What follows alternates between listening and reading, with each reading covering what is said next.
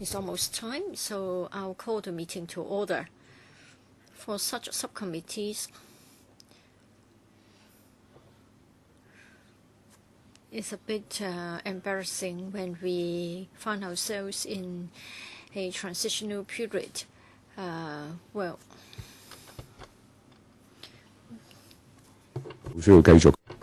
I think you all agree that we should still be continuing with our subcommittee, though the matter of continuation of the work of the subcommittee will only be taken up at a later stage. I've become the chairman of the panel on transport. I've got so much on my plate, so I don't think I should take up the post of the chairman. So I've decided against being the chairman for the new session, and therefore we need to look at the question of election of chairman as well as deputy chairman if necessary. So without further ado, I think we will go ahead with this election of chairman for the 2014-2015 session. Please take a look of Rule 22F as well as Appendix 4 to the House Rules. So nominations, please. For a valid nomination, you have to do so orally and by one member to be seconded by another member orally, and it has to be accepted by the member nominated. Mr. Chen Kam Lam, I would like to nominate Mr. Chen Hanpeng. Seconder, Mrs. Regina Yip. Mr. Chen, would you accept the nomination? Yes, I do. Any other nominations, please? Mr. Wu Chi-wai. Mr. Gary Fan. Mr. Gary Fan, seconder.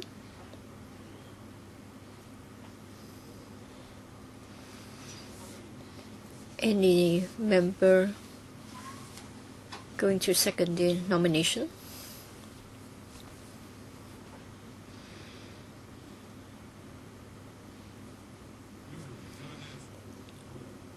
We haven't got anybody seconding the nomination, so the nomination cannot be valid. Well, in this case, any other nominations, please? No? Then in this case, I would like to declare that Mr. Chen has been elected as the chairman for the 2014-2015 session for the Subcommittee on Matters Relating to Railways. Congratulations, Mr. Chen. Please move forward to chair the meeting.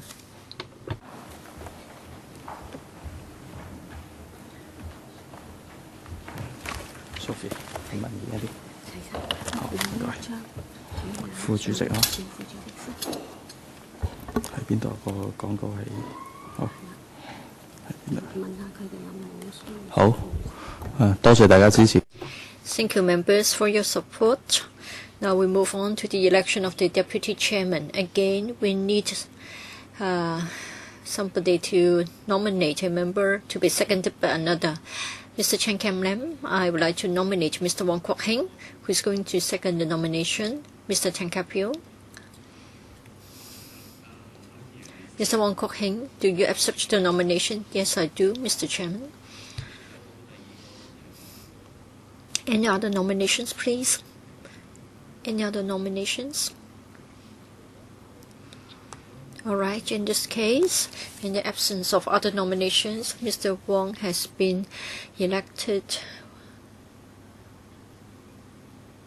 as the deputy chairman. As to the items for discussion next time, we have already issued a paper for your reference. So please take a look of Appendix 1. We are going to look at the progress and financial situation of the construction of the Hong Kong section of the Guangzhou-Shenzhen-Hong Kong Express Rail link, as well as the progress and financial situation of the construction of West Island Line, South Island Line, East Kwun Tong Line Extension, and Sha Tin to Central Link. Any questions, Mr. Wong? Well, I have no queries about the outstanding items for discussion. But I would like to propose a matter to you. I just wonder whether you can, in due course,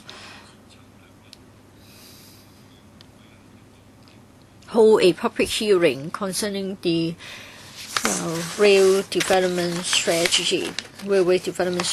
So please liaise with the administration. Yes, in fact, next time we are going to look at the archaeological findings as well as the conservation plans for the archaeological finds at the SCL. Any other questions? No? Then I would like to invite the administration to join us. 請秘書請官員。So please invite the administration's team to come in.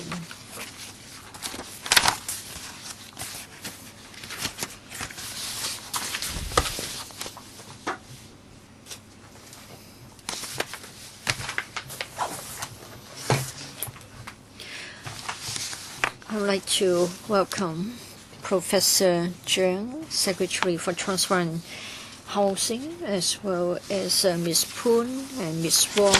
We have also got Mr. Lau Kao Keung and Mr. Chen Chi-yen.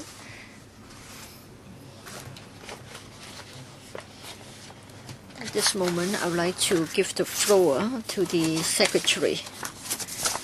On the 17th of September this year, the administration published the Railway Development Strategy 2014. The salient points are contained in the paper. We have also issued a electoral brief dated the 17th of September, in which we have given you an account of the details. In order to plan for the future railway development in the year 2011, we carried out the review and update of the Railway Development Strategy 2000. In March 2011, as well as in 2013, we carried out two major public engagement exercises. We consulted the public on the three major corridors as well as the 7 local enhancement schemes. For the RDS 2014, this is the outcome of the overall recommendations of the consultant. Between 2018 and 2026, we intend to launch 7 new projects: Northern Link and Kutong Station, Tuen Mun South Extension, East Kowloon Line, Tung Chung West Extension, Hong Shui Kiu Station, South Island Line West, as well as North Island Line. The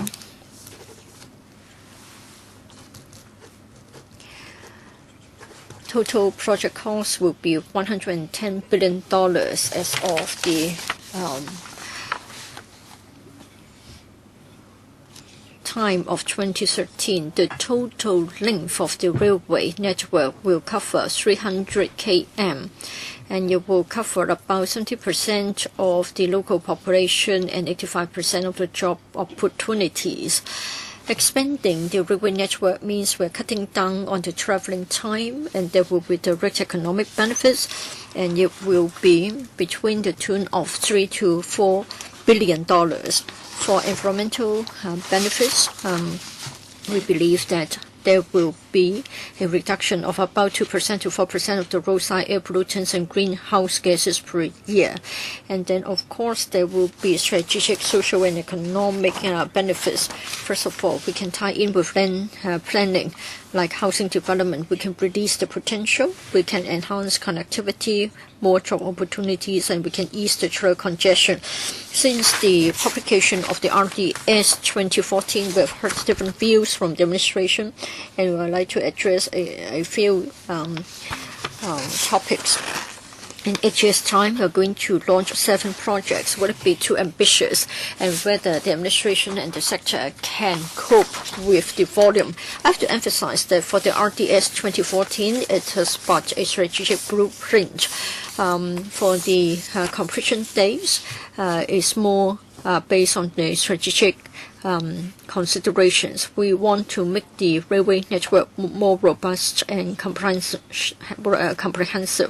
For the projects to be taken further, we need to look at the engineering studies, financial studies, and other studies, and we have to check the passenger growth, demand, and you know that we have to consider the financial commitment of the administration, and then we'll consider the best completion dates and the best financial model for each and every component.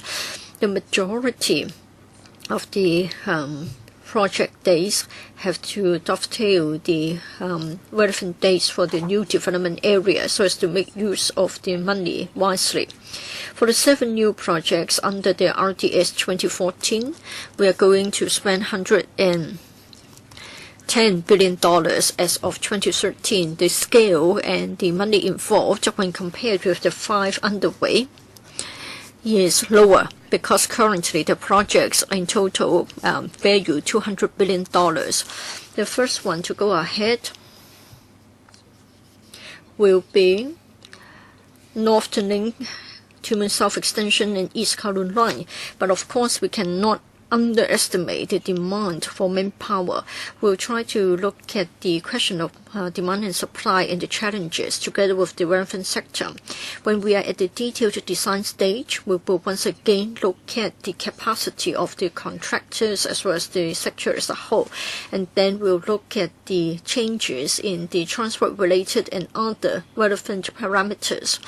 Well, in fact, at different stages of a construction project, we have demand for different types of labor.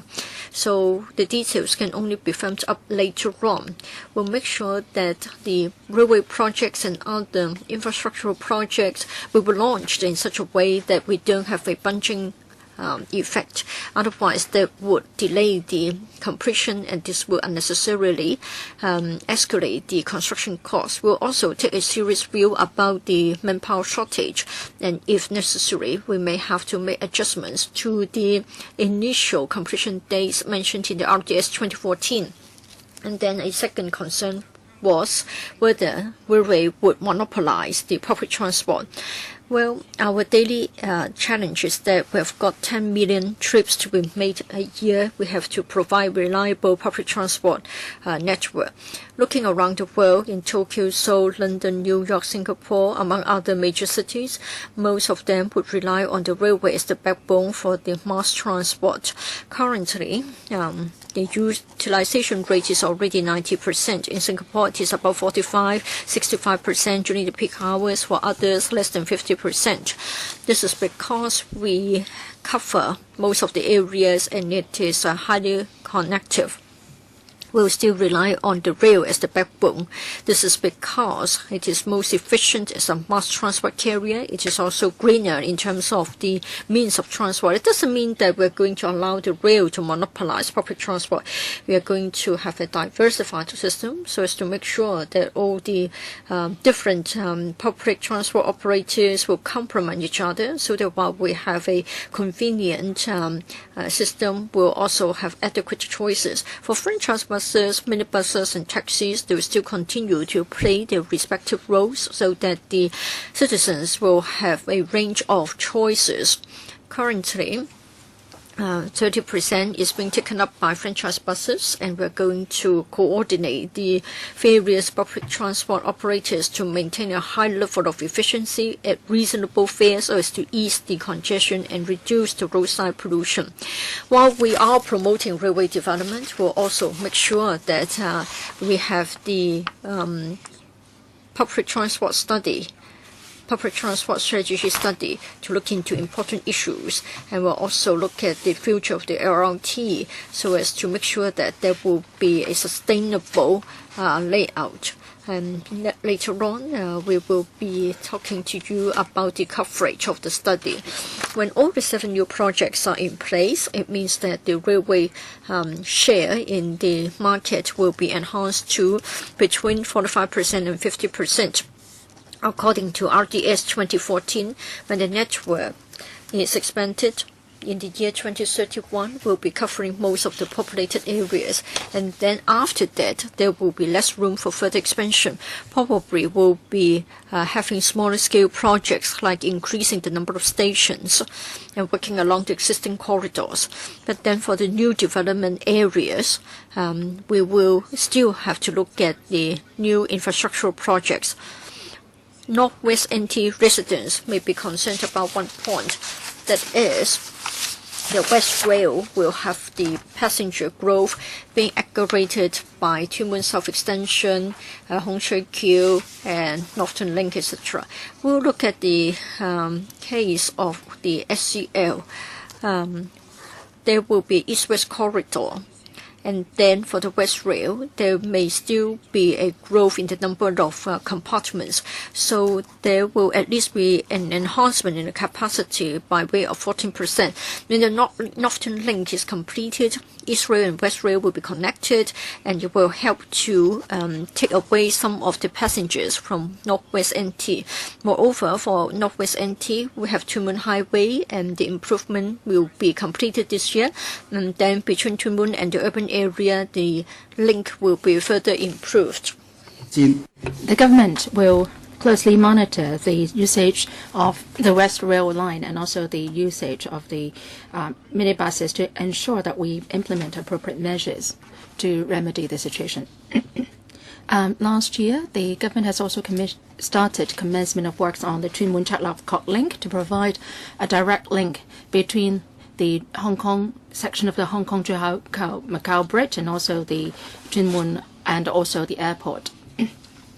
RDS 2014 is a blueprint, it's not set in stone. We will be looking at the latest development in the society and the social changes to make adjustment in the implementation timetable, and we will see whether we should take forward other railway and transport projects. Now, for example, in mapping out the RDS 2014, there are still some development studies on development projects. For example, that for the Northern NT. So, in our future development, railway development strategy, we may have to make adjustment because of the latest developments of these projects. Now, as for the actual alignment, implementation table, a financing model, the budget, and the detailed implementation timetable, we would study that further when we come to the implementation stage. We will also consult the public. So, we are having just an indicative implementation window and also implementation or cost estimate, and that will be adjusted depending on the actual circumstances. Mr. Peter Lau,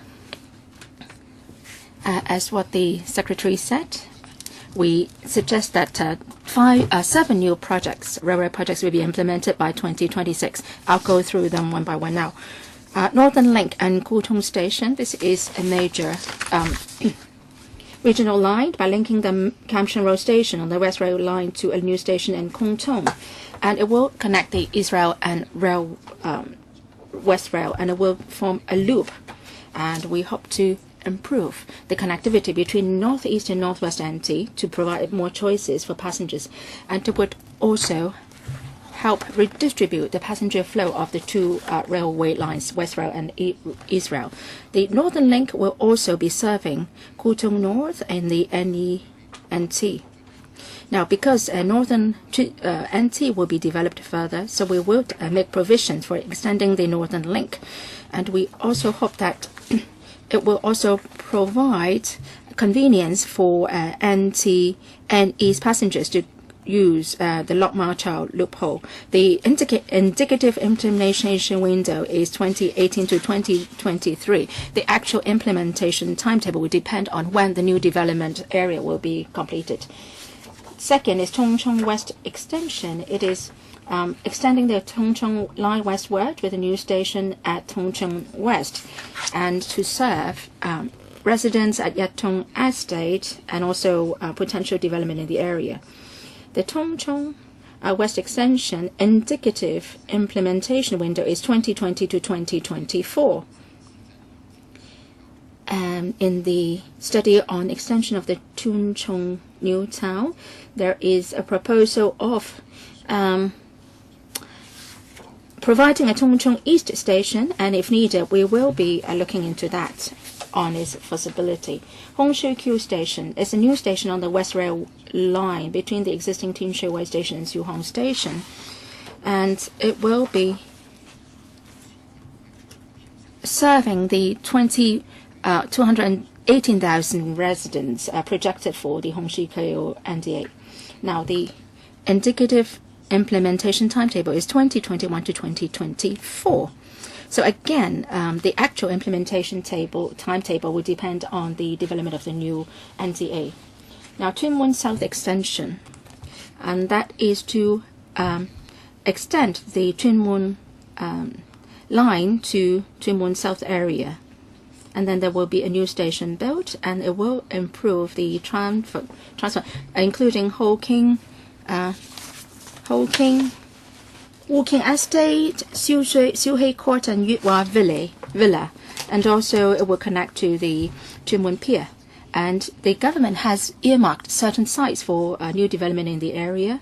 And this new extension will bring a lot of benefits to the area. So the indicative timetable is 2019 to 2022. East Kaolonai, the fifth project.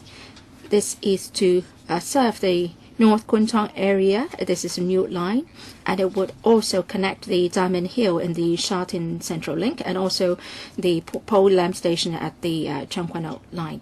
Now, the Choi Wan, Shen Tin, Sao Mau Ping, and Po Tak will be served. These are densely populated areas, and there has already been established projects. And there are new projects planned. There is Jordan Valley Choi Wan, and also Anderson Road and Anderson Quarry development projects. It will serve the residential development in the hilly areas, and it will also lessen the residents' dependence on road-based transport and cut down on both bottlenecks. Now, this will also be running in parallel to the Kwun Tong line, and that would also help relieve the congestion. Now, the East Kaolonai, the indicative implementation window is 2019 to 2025. The sixth project, South Island Line West, this is a new line, and that will connect the South Island Line East and also the western part of the Hong Kong Island. It will extend the coverage area to Aberdeen, Wah Fu, and Cyberport and areas around Pak Fu Lam. And there to meet with the increasing public transport demand, it will also relieve the pressure on roads around the Pak Fu Lam area. In the 2014 policy address, the CE announced that the Pak Fu Lam development moratorium will be lifted around Pak Fu Lam, and public housing will be built, and the Wah Fu estate will be developed. Now, to tie in with this redevelopment project, the indicative timetable for this project is 2021 to 2026, and the actual implementation will depend on the redevelopment of Wah Fu estate, when that will be completed. The seventh project is the North Island Line. This is a new line on the northern part of Ireland, and it will extend the Tung Chung line into the Hong Kong Island, and from the North Point, the Cheung Kwan O line will be extended westwards, and it will help divert or provide a fast route to reach Tamar and northern part of Island, Hong Kong Island. People can interchange at Convention Station for Sha Tin Central Link. So people the passenger can be distributed among the four different lines: Chin Wan, North, Sha Tin Central Link, and also Cheung Kwan O line.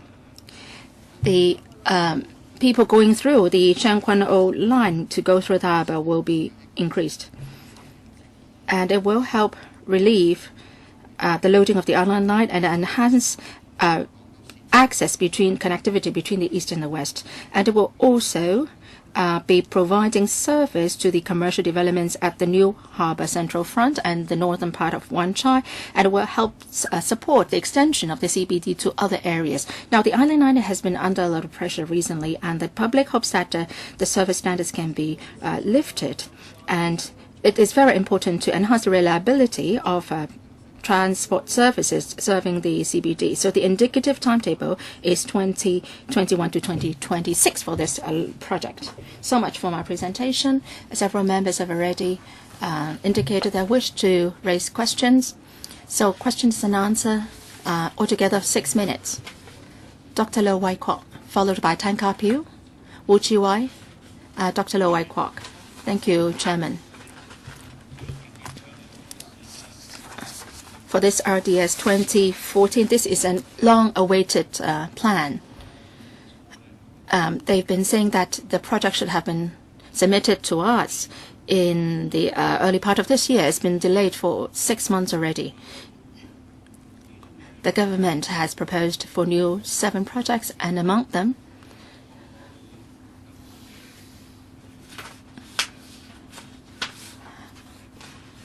well, 6 of them have been supported by the community, to my understanding, because they are very much in need.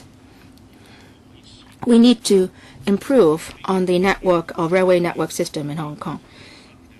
What is very special is that we are coming up with this new East Kowloon line. I find that quite strange because that project was not covered in the previous consultation exercise. But then after it has been announced, I think this line can improve the traffic around new development areas, like including the Anderson Quarry development. This is a good thing that it is served by a railway network. Now, at various discussions in various panels in the electrical, when we discussed the development at at Anderson Quarry area, we are worried that the development will increase the burden of traffic in that area. At that time, we didn't hear about the news of this new East Kowloon line, and now we have this new proposal, and this is going to have a long-term effect to improve the transport there. And I think we are having a major development area in the hilly mountains, and people can rest assured that they can be served by public transport. So I think this is a good initiative. It seems to me then the government has been undertaking a demand-led approach in drawing up its plan. Should the government be more forward-looking instead of having a demand-led approach? Now, we are giving up on the coastal railway between Tsuen Wan and Tsuen Wan this time. I hope that this will not be shelved forever. Perhaps you have some more pressing needs. But then for this particular project, this is very important to Tsuen Wan residents. They need better connectivity with other parts of Hong Kong. Now, if we have a new railway between Tsuen Wan and Tsuen Mun, then that railway can bring a lot of development opportunities along its route, and that can help us resolve the problem of having insufficient land to build houses. I think you can imagine that if we have a railway, then around the stations, then we can have a lot of opportunities to develop housing.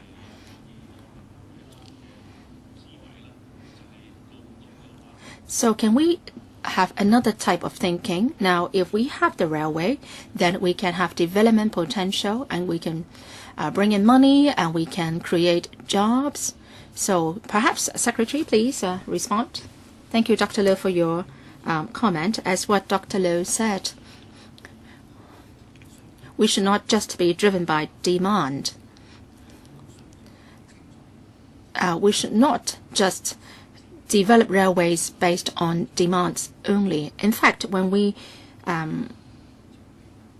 prepared for this RDS 2014,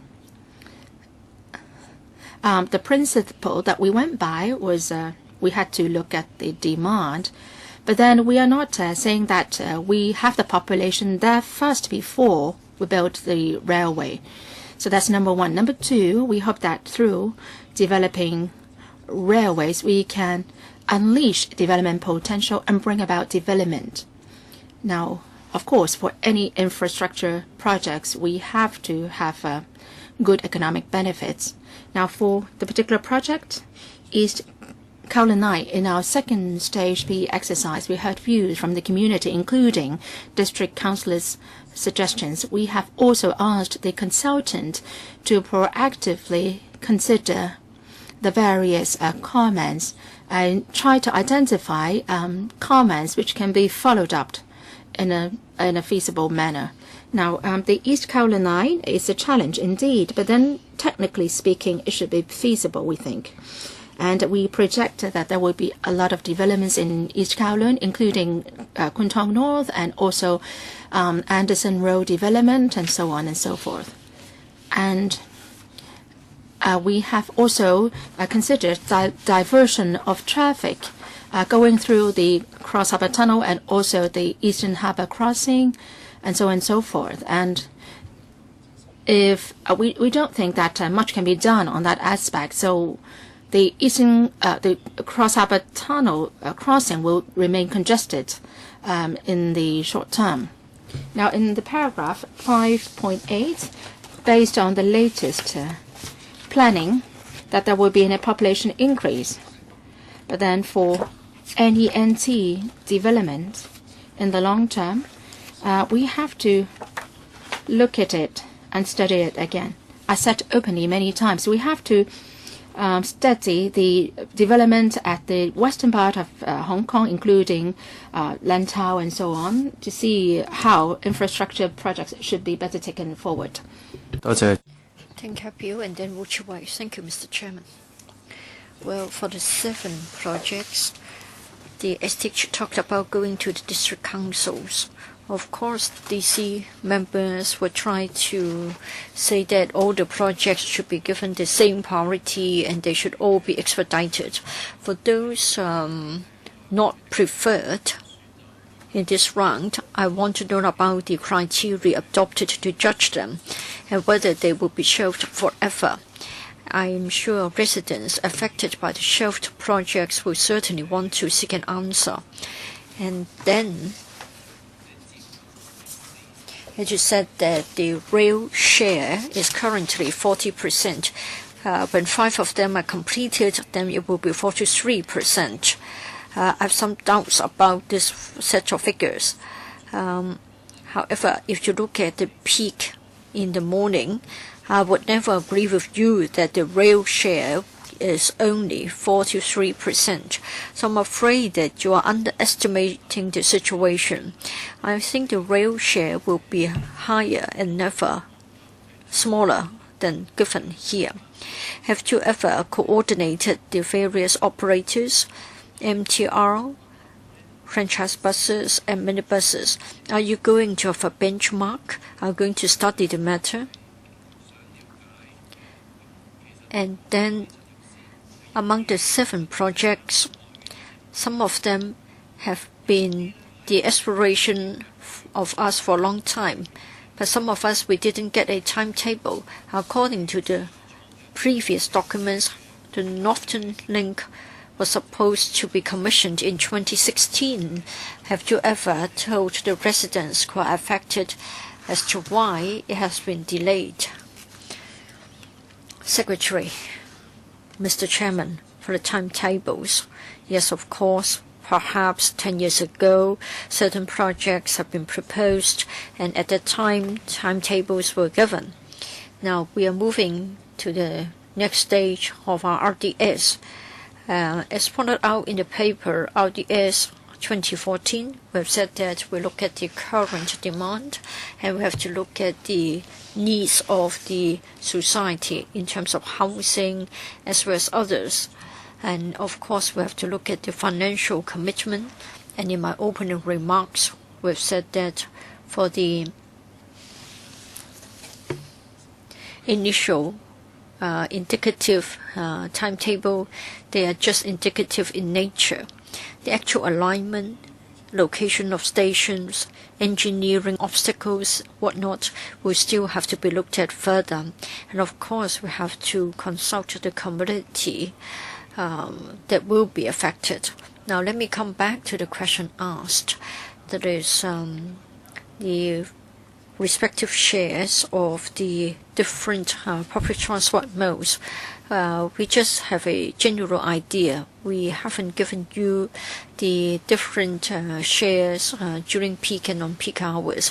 But still, we can say that the rail share is on the high side. our strategy is that there should be an equilibrium in the ecology, so to speak, but still the rail is more efficient and it is greener and it takes up less road space among the various public transport operators. Therefore, since the third CTS in 1999, we have been upholding the role played by the rail as the backbone. I think this can be borne out by the Occupy Central movement. When the road-based transport is affected, then the rail can provide a solution. As to some projects not included, say the Tuen Mun Chuen Wan Coastal Link, Siu Sai Wan Line, as well as the WEL, well, because we cannot establish the economic effectiveness. Now, for the Tuen Mun Chuen Wan Coastal Railway, as it has been pointed out, between now and 2031, the population will be focused in two pockets at either end. But in the next 10 years, after growing by 11%, we don't foresee significant growth beyond that. And even if we get the coastal railway, in terms of diverting traffic, in terms of the economic benefits brought about by a shortened journey time, as explained in the paper, it won't be significant. But then it is going to cost us a lot of money. It will cost tens of billions of dollars, and it's going to cost $65 billion. We have to look at the overall development in the western part of Hong Kong, and that may have to call for other infrastructures for West Rail, whether the capacity will be exhausted and whether it can still play a role. We will be concerned. For the Siu Sai Wan line, a number of options have been suggested, like extension, etc. Extension is probably the preferred one, but then there are many constraints, and we are not able to confirm the cost effectiveness. And then for WEL, again, it will cost us more than $100 billion. Wu Chi-wai. Thank you, Mr. Chairman. 2 points here. The administration is considering many new railway projects, but then we have to look at the geological constraints. I hope the Highways Department can also give us the topography maps. And then SH has said that the Tuen Mun Chuen Wan Coastal Railway is not cost effective. Please justify with more data. You simply assume that along Tuen Mun coastal line, the development will be having the same shape as it is now. But then we know that we have got the Lo On Pai, Water Treatment Plant, Siu Lam, CSD Center. There are a number of GIC sites. So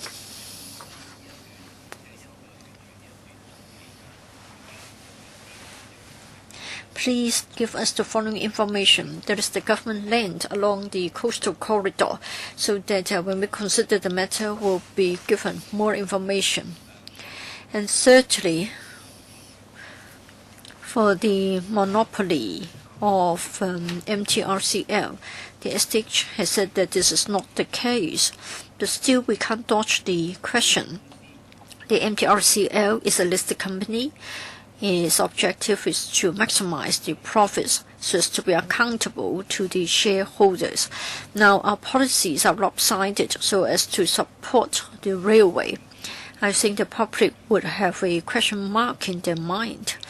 In recent years, the MTRCL has been regarded as being favored by the policies, and still they are increasing the MTR fares, and it is regarded as being unfair. I just wondered if the MTRCL can split up the businesses. Of course, the government can't sort of buy it back. Can we not sort of split the businesses?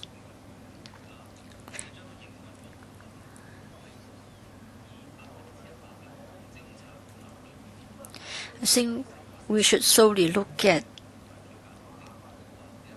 the question on the basis of public policies. In this way, we are sure of the positioning. And then for the non-core business, say property development, export of services to overseas countries or places, that should become the other business. And then it can be sort of spun off. It seems that the administration can never seek a solution to the problem that the MTRCL is a listed company. It has got a lot of favorable policies, and yet it seems that this is sort of unfair competition in the arena of public transport. Mr. Chairman, Mr. Wu talked about a number of points, including the topography as well as the developments in the vicinity of the rail corridors. When we have to decide on the alignment as well as the location of the stations, we'll certainly consult the public in great details. I just want to get the information much earlier. I think Mr. Lau, the director, can give you the details. We believe that the population is not going to grow as substantially as previously expected. For the MTR, I think there are concerns about the MTR fares, whether it's going to monopolize the scene and among other things. Well, for both the MTR as well as the Hong Kong government, we always try to learn a lesson from the experience. We want to enhance the MTR's governance, and for the positioning, the corporate positioning, we also have to take an overall review. And that's why, not too long ago, by increasing the number of non-executive directors and by having new appointees to sit on the board, we hope we can achieve the targets. And then once we have got more solid views, we'll come back to you. For the splitting of the business of the MTR, I'm not going to give detailed replies because that would require further and detailed studies. But then if you split the business into rail and non-rail components, this means that the revenue is to be split between rail sources and non-rail sources. But is it good? This is because non-rail income can subsidize the rail operation. Now, currently, we have revenue from the ticket sales, and we've also got revenue from the provision of retail businesses within the stations. And of course, in terms of export of services, we are expecting some return as well. So it will help the sustainable development of the railway system in the long run. Maybe the director can supplement. Yes, please be brief. Thank you, Mr. Chairman. Thank you, Mr. Wu, for your question. For East Kowloon Line, yes, we know about the topography. When we are to design the stations and the exits, we have to be very cautious. And then the local residents can give us a lot of valuable input. It is still at a very initial conceptual stage. If we are to go ahead with the projects, we'll still have a lot of work to do. And then public consultation cannot be skipped. In due course, we will be giving account to the public as to the precise location of the stations. But then before we have anything firm, and if we are to make early disclosure,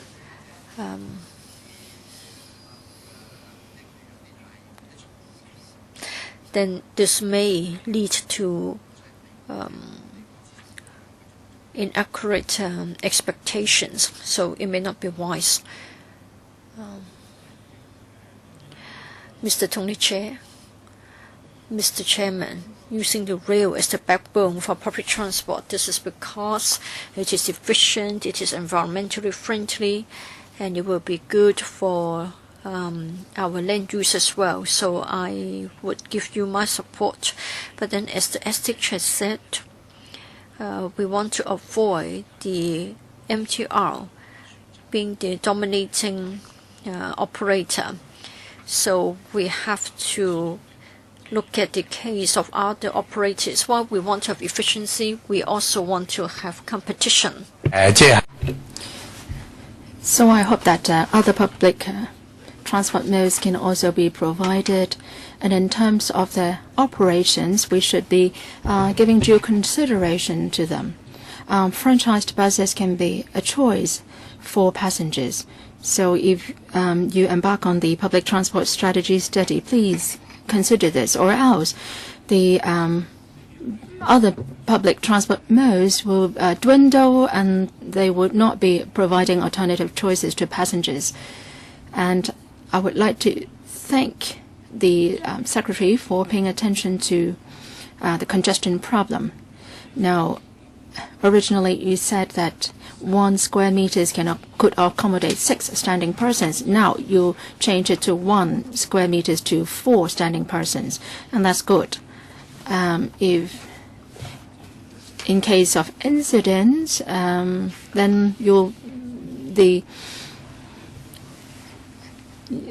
if the design is more relaxed, then, or the standard is more relaxed, you can accommodate more people, passengers.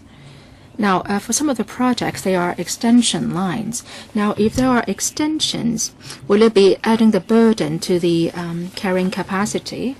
In paragraph 16 of the document, at the original design was that 1 square meters will accommodate 6 passengers. And then now it's changed to 1 for 6 person, and then it will be exceeding the capacity by 105.3%. So would the government consider this? Because if you are talking about extension, there will be more passengers.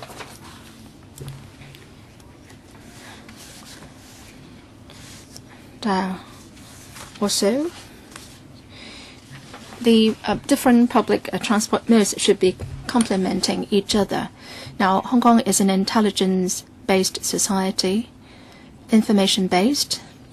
Now, for the MTRCL, they are giving out information on which lines to take is the best in terms of timing. But then the buses have a separate system. So can the government do some coordination work here? Now, giving all the information to the passengers on what they will face in their choice of buses or MTRC. So please consider this. We want to build a smart city.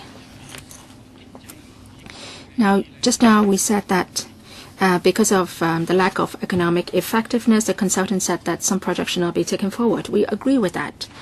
But then, the Secretary, please take a more pragmatic approach. If we say some projects are non-starters, please provide some other alternative choices for the passengers. Say, for example, in the case of Susai 1, would we be providing feeder services to the residents there? Should it be the responsibility of the MTRC to do that? So, Secretary, please, any response? Thank you. I will make a brief response. Now that we have this railway system, how should we strengthen the feeder services from other public transport modes? This is something that we're looking into, and this will be covered under the public transport strategy study to be undertaken. Now, smart city. How can we coordinate information of various public transport companies? This is something that we would support definitely. Now, for the new railway projects, the standard is 4 persons in 1 square meters. This is for safety sick, because we might have to deal with a sudden surge of passengers. So that's the standard that we think appropriate. Now, if we are having extensions of certain lines, then that will be adding burden to the existing capacity load. So the increase in the number of passengers from the extension will be constrained to a certain extent. So at the same time, we'll be looking at how to upgrade the signaling system to do better. Now, in Kwun Tong, Tsuen Wan, and Island Line, from 2018 to 2022, we will be upgrading the signaling system so that we can increase the number of trains and frequencies. Now, as to how we can divert the passenger flow within the entire system, so that we can have greater flexibility in diverting passenger, and we can increase the overall carrying capacity as a whole if we do that. Now, as to whether the railway will monopolize or dominate the public transport scene in Hong Kong, I don't think that will happen. Franchised buses take up over 30% of all public transport market in Hong Kong.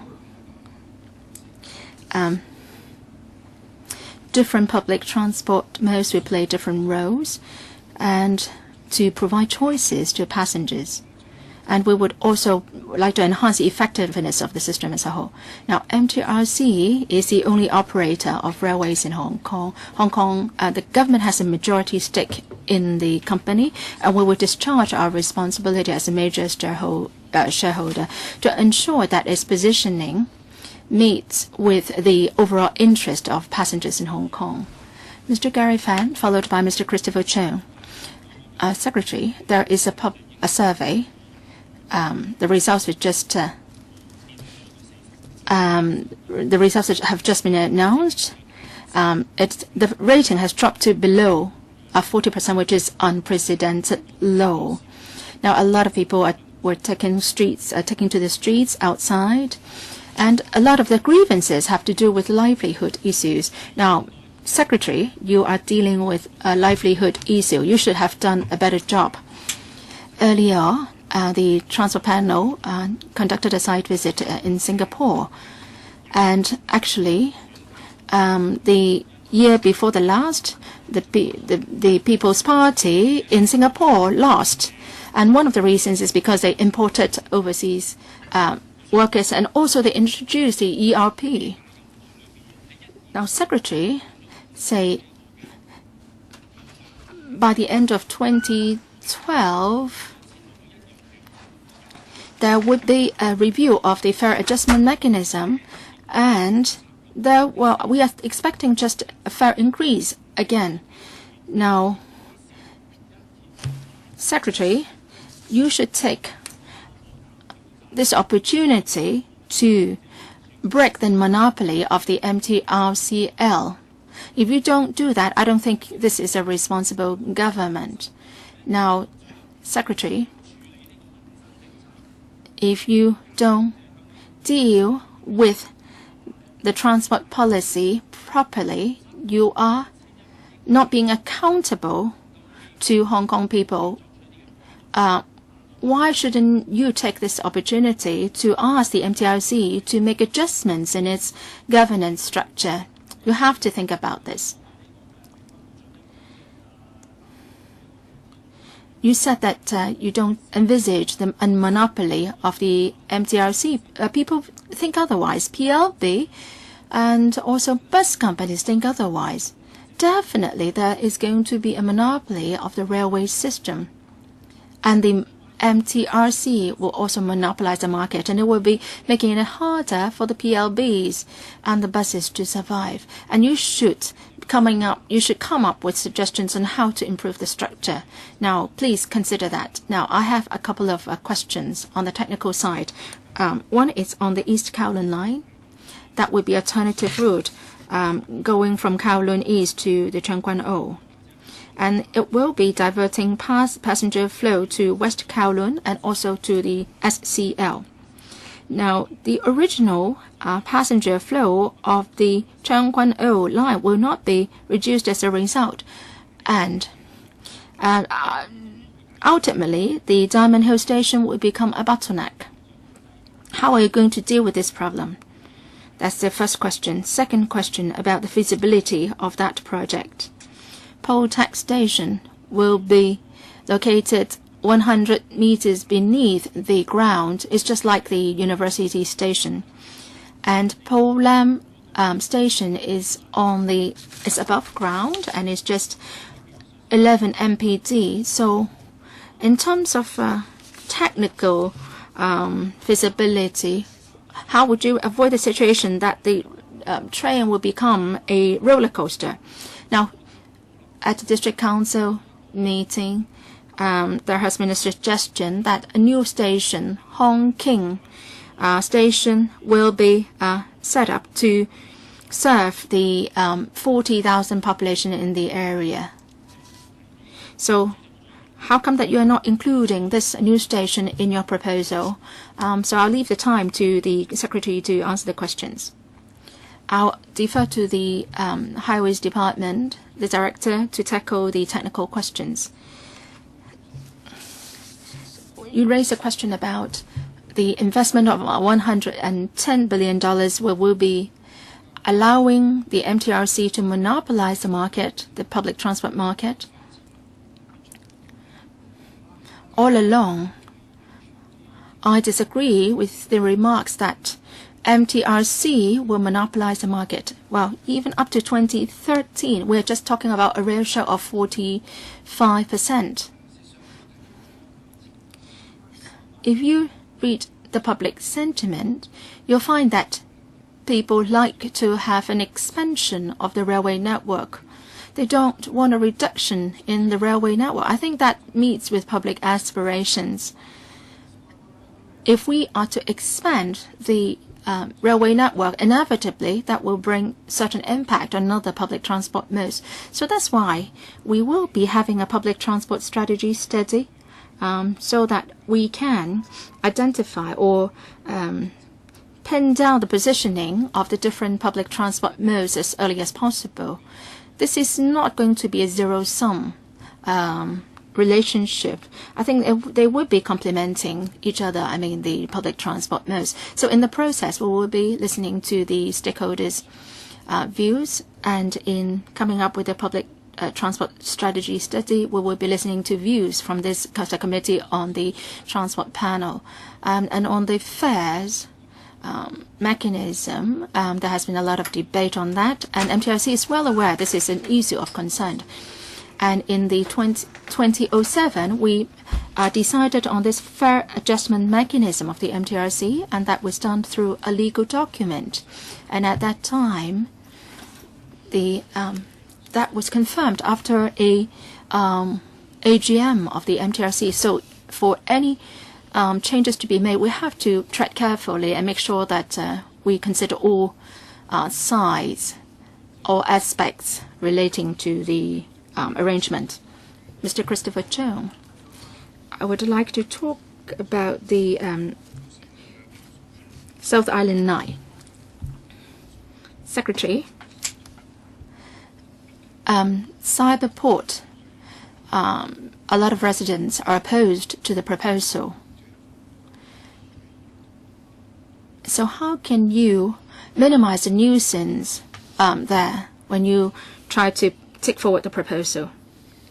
Now, the terminus will be at the university station. I think the catchment area around that station is rather large, and a large number of students are going to the university, and secondary school students are also going there as well. So this is an interchange station. Would it be very congested? Third, you are planning for the SIL West at a later stage, and I think there is a great demand for railway services in that part. In Aberdeen, Tin Wan, and so on, the geology is not that complicated. Can you put an extension there first to benefit the residents of Aberdeen and Tin Wan first? Don't wait.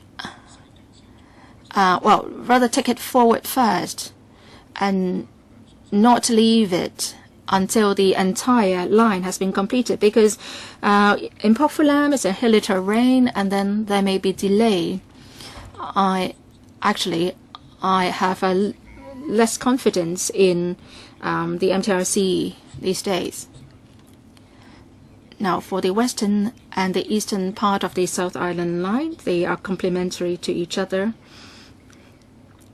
So can you enhance the connectivity among the various stations? For example, Causeway Bay North and Causeway Bay, Convention and Wan Chai, and Tamar and Admiralty. So can these stations be connected just like Hong Kong station now? You have been talking about interchange options, swap options. They come with their pros and cons. And I think it's important that the two pairs of stations are connected. And then for the Siu Sui Wan line, you have already shelved it. I think you have decided against it in the beginning. 3 options were put forward, and for us inside Chai Wai, we knew that you could not have chosen extension. There's Hinghwa Estate and a few other private buildings, and then all the way up to Cape Coniston. So both the living as well as the dead will be affected by the extension option of Siu Sui Wan line. You should have chosen another option. So perhaps you can try to have a light rail feeder linking up with Hengfa Chin. You say that the population isn't that huge, but then there would have been more people than Tin Hang. I think the rail corporation is getting larger and larger. So I think it's high time for you to revamp the governance structure. Maybe you have to go after decentralization. Maybe it should be split into a number of operators, like 1 operator per line, or to be sort of divided along other lines. It is going to be a huge corporation. If something goes wrong, then we'll be paralyzed for a few days. A stage. For the technical issues like South Island Line, North Island Line, Siu Sui Wan line, I would defer to the Director of Highways. For the SIL West, would like to link up with West Island Line as well as South Island Line East, so as to enhance connectivity and achieve better results in terms of diverting the commuters. I know that you are concerned about the governance of the MTRCL. I agree that if the governance is better, then there will be more public confidence. It will be easier to deal with a lot of other issues, like in the case of the MTR fares, which is a topic of concern to the public. Director, as the stage has said, the projects before you are but initial ideas. Members' input will be useful in our following stage. For Cyberport, at the detailed design stage, there will be EIA study, and we'll have a detailed dialogue with the residents before we would finalize on the alignment. For Wong Chuk Hang,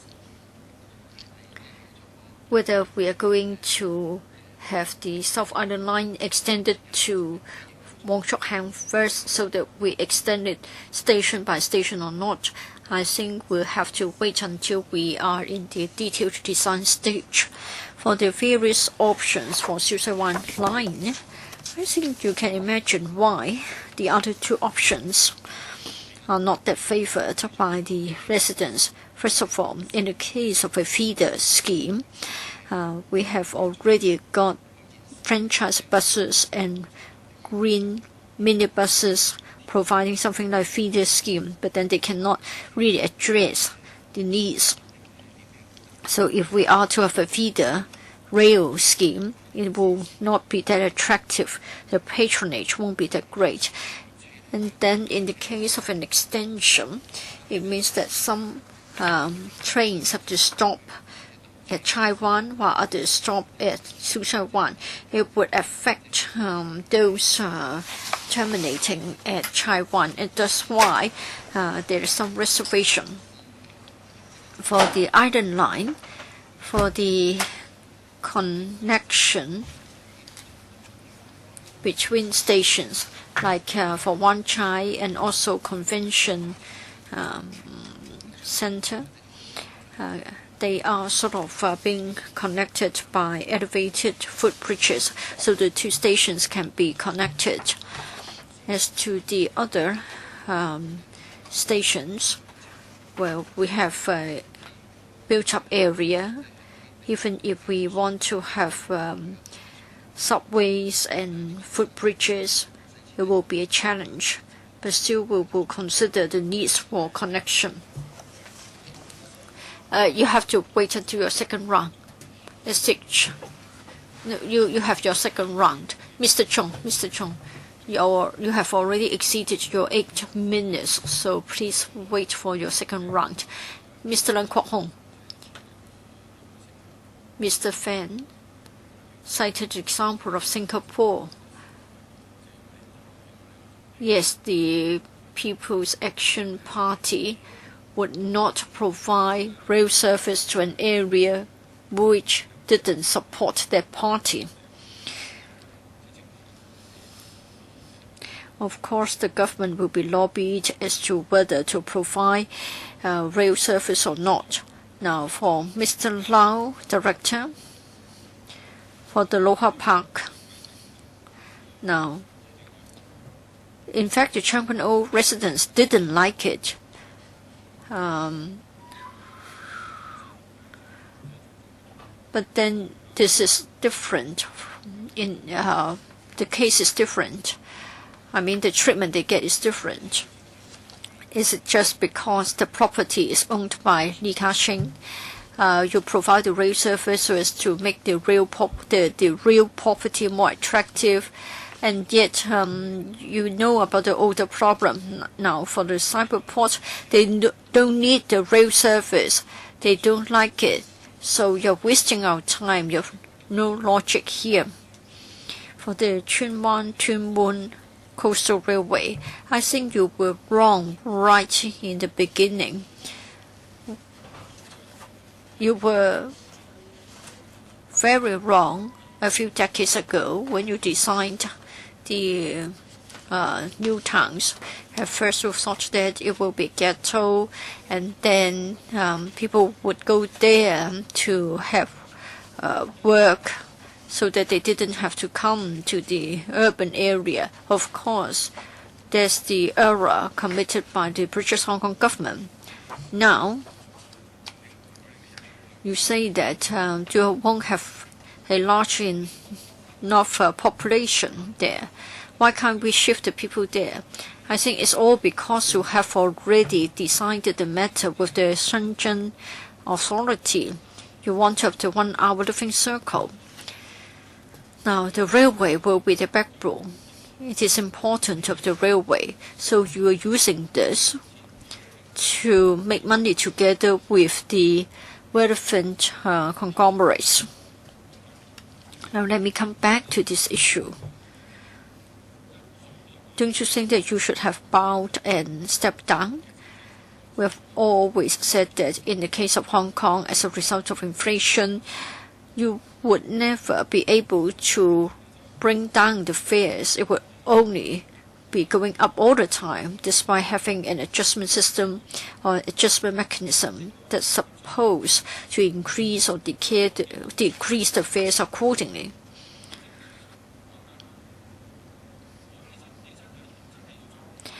If you are really sincere in this, then you can introduce a competitor, you can have global tendering, and you don't award the new railway project automatically to the MTR. Now, for the 7 projects, you're going to give them to the MTRCL. Now, Professor Zhang, you read economics. Now, for someone or a company which is a monopoly, would they be looking at the market to fix the prices? So you can't really do this. You are supposed to have this opportunity to erode their powers, but you are not going to take this opportunity. When the 2 railway corporations were merged, we already said that it wouldn't work. If you are really sincere in relying on the market forces to take them head on, why can't you have a new player? Why can't you have the railway corporations from China to come in to compete with MTRCL? Do you harbor hatred against them? Well, the China Railway has worldwide reputation, and they are very famous for their express rail. Now, for the ones brought up by Mr. Christopher Chung, I think you can just give the difficult projects to that operator. You can increase the number up to 10. Why can't you open the market? Why can't you say that it can't be done, and so that would be the end of it? If they say that they can't do it, then give it to other operators. Please give him time to answer your questions. The fare adjustment mechanism was agreed to by all of you, and it was established before I took up the post. I didn't blame you. Of course, it is arguable as to whether that mechanism is the best. But then if you want to change anything that has been established, then we have to look at the legal consequences as well as other relevant factors. As of now, the administration hasn't yet decided on how to take forward the projects, the 7 of them. In year 2007, the administration signed an operating memorandum with the MTRCL, and then if the railway network is to be extended, we have already defined what will be regarded as an extension of the existing railway network of the MTRCL, and then in this case it will be in the form of ownership, and then others will be regarded as a new rail project, and there are clear definitions for both types as to which one or which method or which approach will be relied upon to launch a new project. The administration still has to consider this. Next, Kwok Wai Keung. He hasn't answered my question. Wait until you have your second round, Mr. Kwok.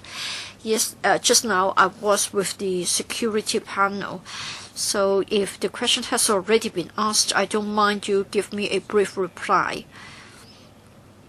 First of all, let me say that for the North Island Line, there won't be any change to the existing Island Line as shown in blue on the map. Now, you will rather extend the Tongchung Line so as to connect with Chang Kwan O. So for the commuters using the Island Line, I think it's a piece of good news. I have a few questions for you.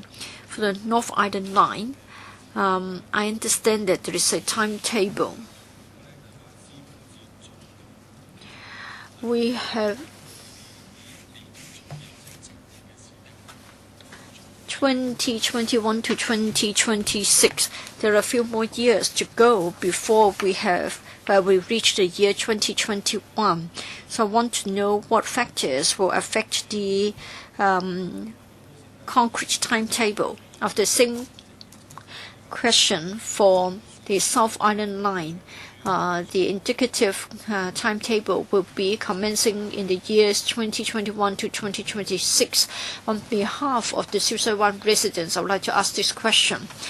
It is clearly stated in paragraph 5.13 you haven't sort of closed the file. You say that you would look at the future developments. So please confirm whether my understanding is correct. Now you say that the economic benefits haven't been proven and then the population is too small in size. Can you not give us more information? How far are we from the economic benefits? How far are we away from the population target? You need to convince the residents. Now, of course, they still have the aspiration, but at least they can tell the exact reason why the project has been abandoned. Now, you may seem to give us some superficial reasons, but they are not adequate. First of all,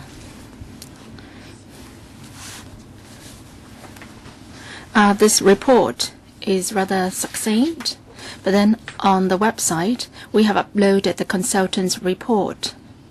So perhaps the director can supplement with the consultant's remarks on this point. Now, as for the Susai 1 line, we didn't include it under our planning from now up to 2031. But then if we are to revisit the project in the future, we must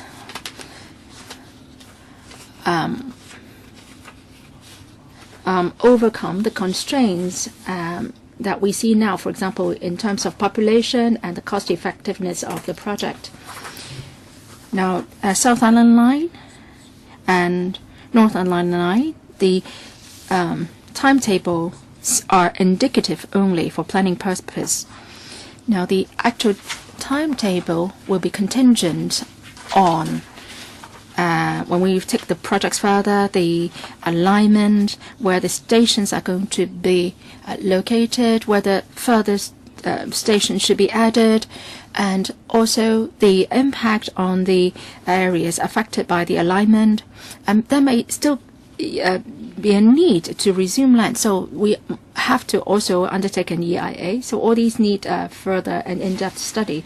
So it's impossible for us today to deal with all these procedures in a short time, and many of the projects have to dovetail with the housing projects, development projects. Now, if these latter projects are going to be delayed, then our projects have to be stored as well. So today we can't give you a specific timetable, but for the 7 projects, the Northern Link, East Kowloon Link, and Tuen Mun South Extension would be accorded top priority. Thank you, Secretary. 5 minutes or 6 minutes? 6 minutes. Responding to the Secretary, I understand that the railway development projects are complicated because a lot of the areas in Hong Kong have already been developed. But then I still see that the Secretary or the administration has been working very hard to try to come up with a design which can enhance Hong Kong's competitiveness and meet with the increasing population. I hope that you would be prudent in your cost estimates. The projects may overlap in timing,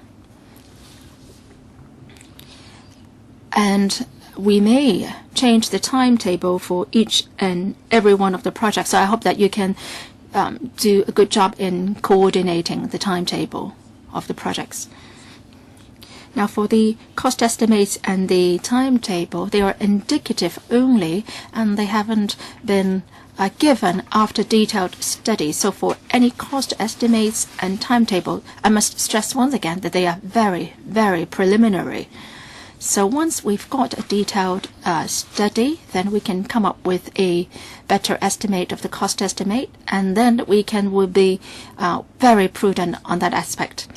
And perhaps, Secretary, you can provide us with information on the cost effectiveness of the Susai 1 line. Yes, can that information be given to us later? Sorry, your time's up.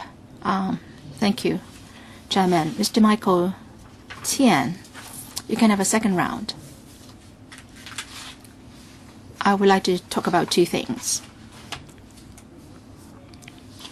Secretary, a few weeks ago, the transport panel visited Singapore, and we met with the transport minister and got some statistics. Well, some people said that I am inclined to compare ourselves to Singapore, but why not? We are an open economy, and we can learn lessons from each other. Now, I have some statistics here. Now, in terms of the length of the railway, Singapore has 182 kilometers. Hong Kong, 218 kilometers, including LRT. Shenzhen, 178 kilometers. Hong Kong has the longest railway network. Well, that's all right because we have the more people, most people. In Singapore, by 2030, that will be increased to 350 kilometers in Shenzhen, and that will rise to 720 kilometers for Shenzhen. In Hong Kong, including the 7 projects, we will just be increasing from 218 to 308 kilometers. Now, we have a very good foundation, but then in the next 5 years, we seem to be slackening in our efforts. So that makes me very worried. Now, perhaps the Secretary would say that Shenzhen has a larger population, perhaps 30 million people. Now, let's talk about coverage. Well, let's see how many, how long journey. Hong Kong, 30 kilometers, Shenzhen 31, Singapore 34 kilometers. And in Hong Kong, we have by 2030, we are ranked 3rd, but then today we're ranked 1st. This is something that should be of concern. So I'm looking at the picture from a macro perspective. Of course, you have to consider many other factors. You have to take into consideration the bus services and so on. I think this is some indicators that we have to look at. Singapore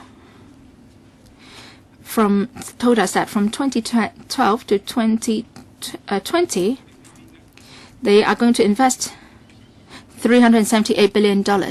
And for us, the 5 projects, we are having $150 billion, and then including the 7 projects, $111 billion. So that's a total of $200+ billion.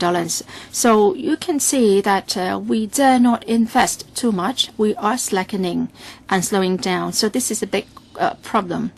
So how come that this is the case? Now, let's take a look at West Rail. West Rail is a time bomb, I would say. A lot of people live on northwestern NT, 1.1 million plus population.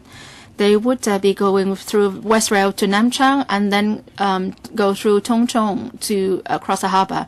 And then Tung Chung line will become congested because we have the 3rd runway, and there will be an expansion of the Tung Chung New Town. So it's impossible for anyone in the future to interchange at Nam Chang. So people would have a big problem. Now, in your report, you are not planning for a 5th cross-harbour crossing, and in the West Rail, it will be even more congested because we're extending the Tuen Mun line to the Tuen Mun South. Now, we have a poll. We have conducted a poll, and 84% said that if there is a railway line, they will not take LRT, then they will take the West Rail.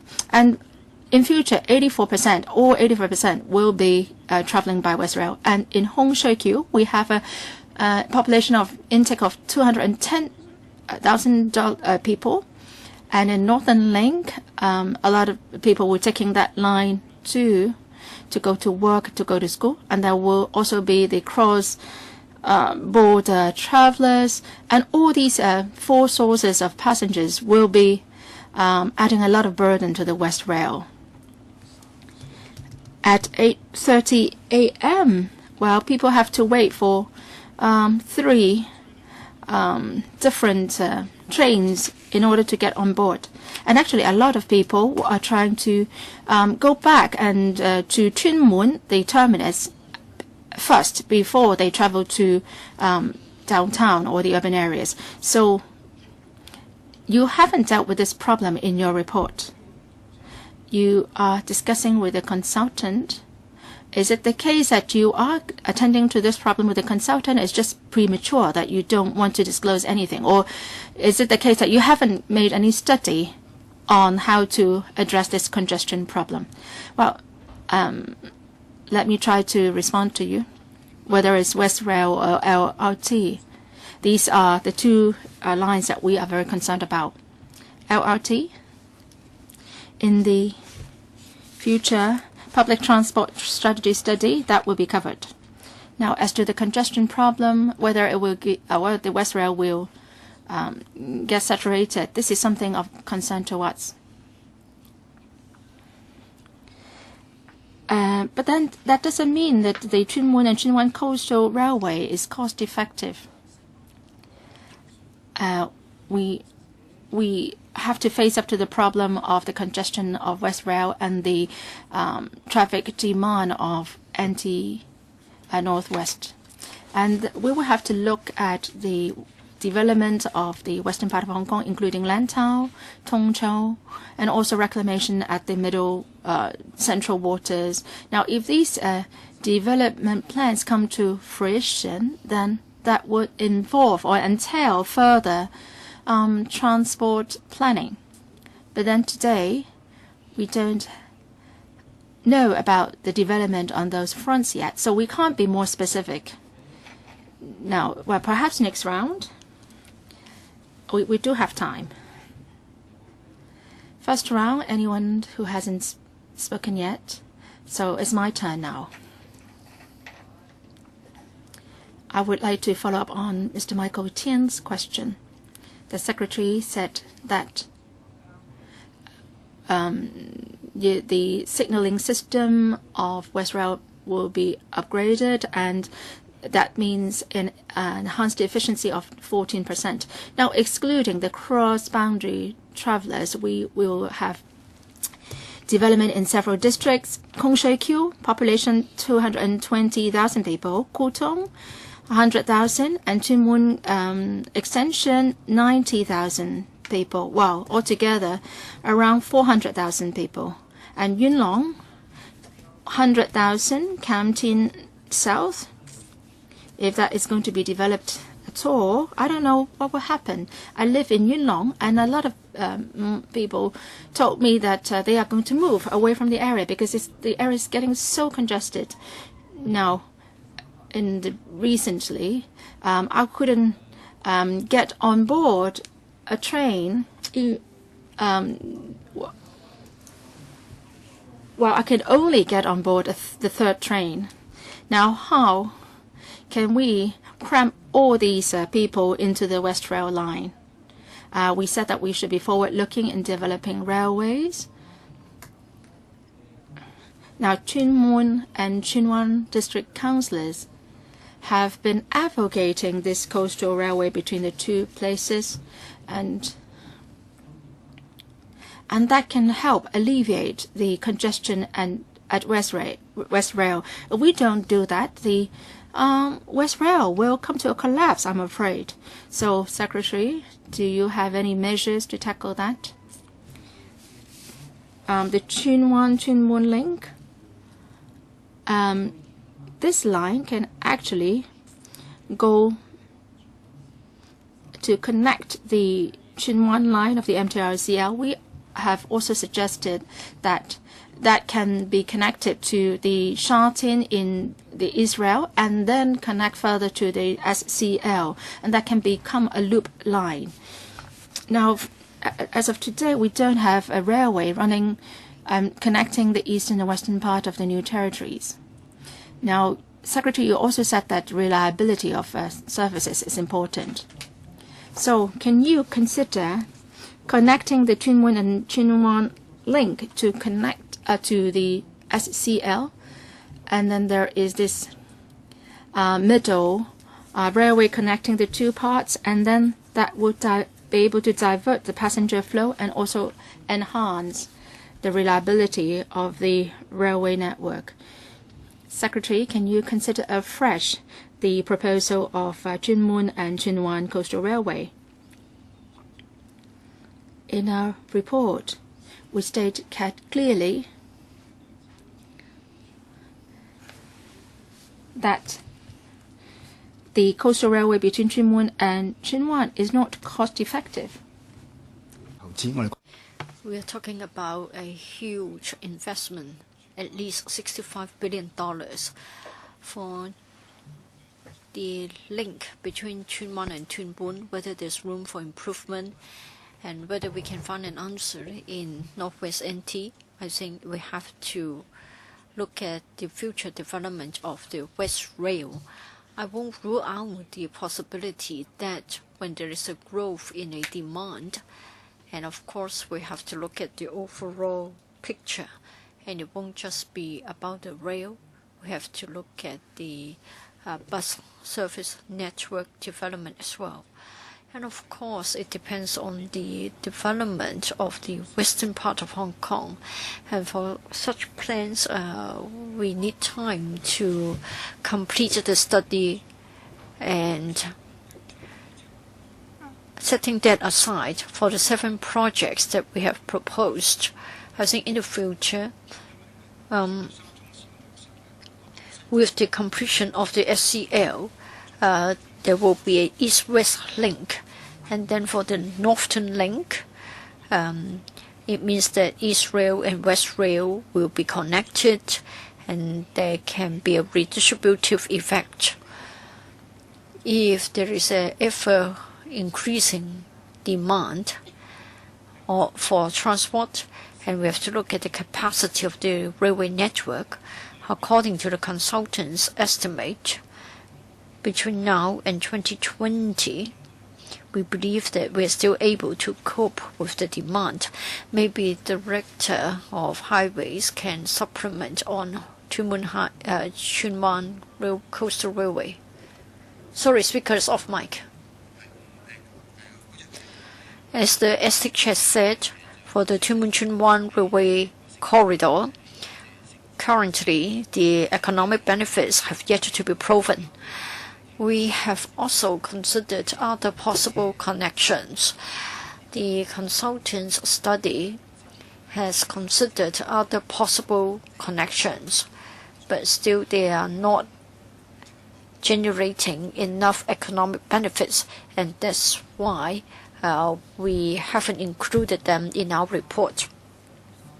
Chunwan, Sha Tin should be connected. Maybe there should be a connection within SCL. Maybe the STH can give a further reply to this question. Who hasn't spoken for the first time? If not, then for the second round, Mr. Teng Ka-Piu has left. I'll give the floor to Gary Fan, Wu Chi-Wai, and then Michael Tian. Mr. Fan, STH, I want to ask you the 3 questions concerning East Kowloon Line. Do you still recall the questions? After that, if I still have time, I will ask other questions. You want to know whether there will be a bottleneck, and you want to know about the technical feasibility. Maybe Mr. Lau can answer the questions. Yes, I still recall the questions. I think, first of all, you said that perhaps we would be congesting the Kwun Tong line by bringing in so many commuters there.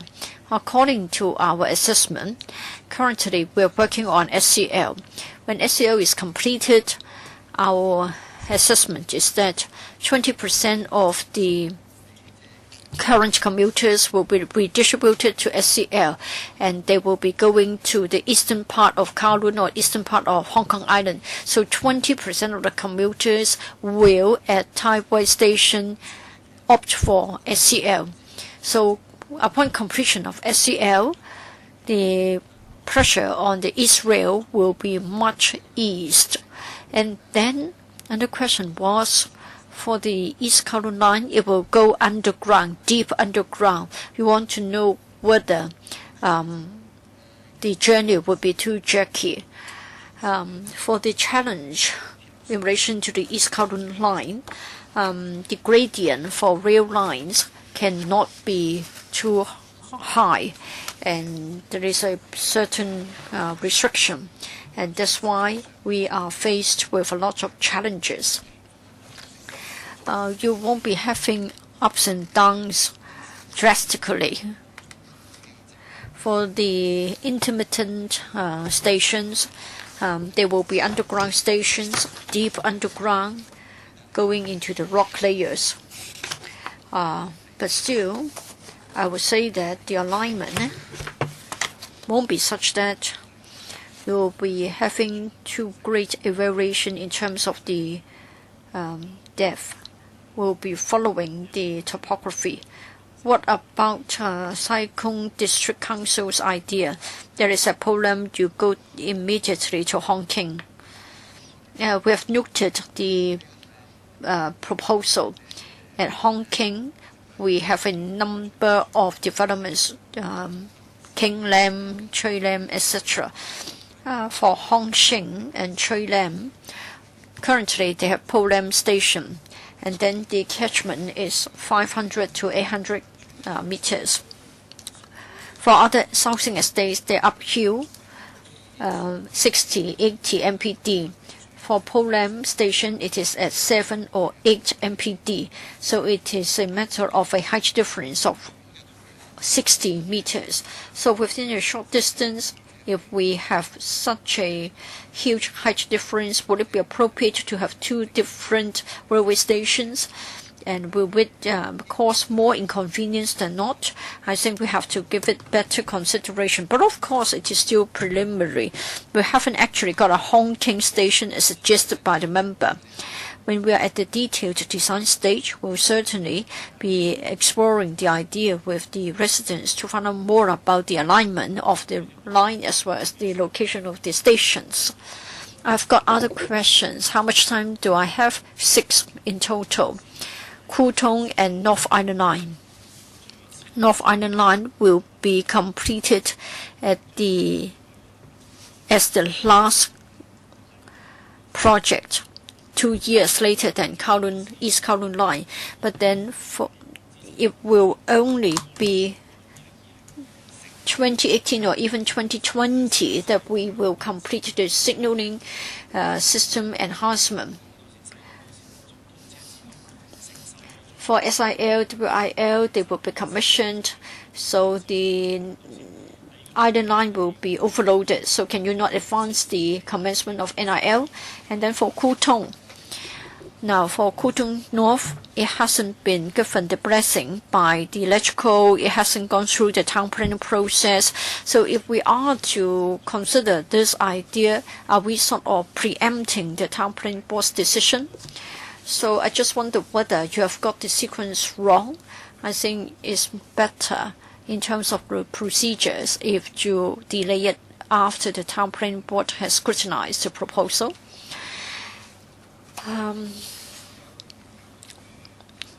As in all other railway projects, we'll be deciding on the timetable in accordance with what we know, including housing proposals.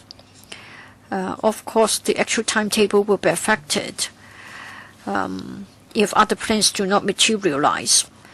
But still, it doesn't mean that as of today, as part of the RDS, we don't factor in the known projects and the known proposals, which have already got a timetable. For the RDS 2014, we have got indicative timetables, and they are already a few years in advance of a few years earlier than the consultants' recommendations. This is because we are aware of the transport demand. For the Island Line, yes, it is subject to a lot of pressure, and between now and 2018, 2020, well, the signaling system will be enhanced, hoping that this will relieve the overcrowding to a certain extent. But we still understand that for the NIL, there is a demand for it. But ultimately, we have to strike a balance among the 7 projects, and we have to factor in the known new development projects, and we have to look at the overall financial position of the government. Anything to add by the Director? Yes, just a word on the NIL. We have to look at the overall financial position before we decide on the priorities. And then we have to look at the case of the Hong Kong Island. On the northern shore of Hong Kong Island, we have a large number of projects ongoing. Central Wan Chai Bypass, as the SCL, are still underway. If we are to squeeze in another project, it will have an impact on the traffic on the Hong Kong Island. Mr. Wu Chi-wai, thank you, Mr. Chairman. I did ask whether we could be given some topography maps earlier. There's no intention on my part to speculate on your proposals, but then if you can give us the topographical information, then we can give you more input concerning the alignment. Probably it's common sense that you want to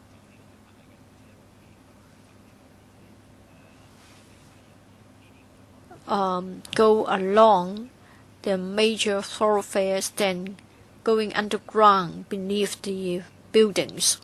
For the East Kowloon line, I just wonder whether the Kwun Tong line will be further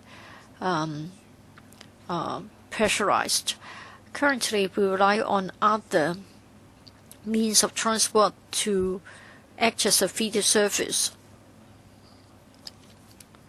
to send the commuters to the Kwun Tong line. We are worried as to whether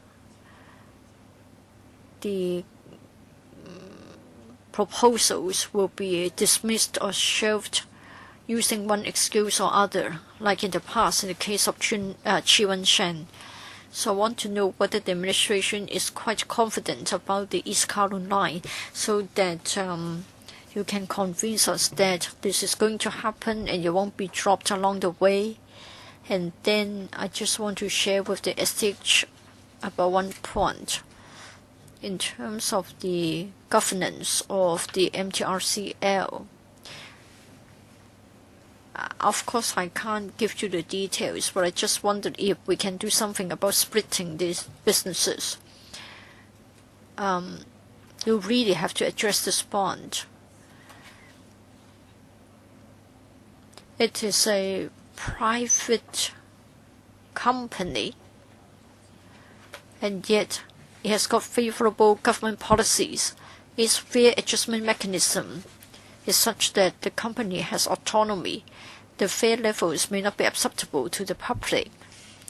And then, as far as public transport is concerned, we want to know how we can make use of the favorable government transport policies to help us to achieve a synergy effect. Otherwise,